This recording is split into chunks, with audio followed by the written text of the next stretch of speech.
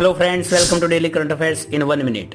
INS Shivalik સિંગાપોરથી Japan જવા માટે રવાના થઈ ચૂકી છે. આઈએનએસ શિવાલિક છે તે JMX 24 એટલે કે જાપાન સાથેની નવલ એક્સરસાઇઝ અને રિમ્પેક્ટ 24 રીમ ઓફ ધ પેસિફિક નવલ એક્સરસાઇઝની અંદર ભાગ લેશે.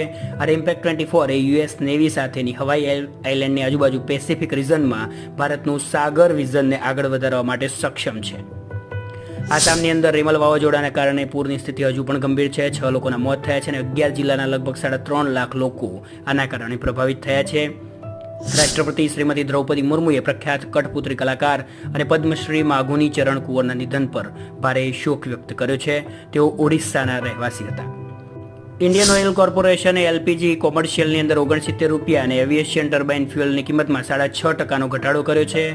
તાઇવાન એથ્લેટિક ઓપનમાં પુરુષોના ભાલા ફેંકમાં DP મનુને ગોલ્ડ અને 100 મીટર હર્ડલ્સમાં નિત્યા રામરાજને સિલ્વર મેડલ મળ્યો છે.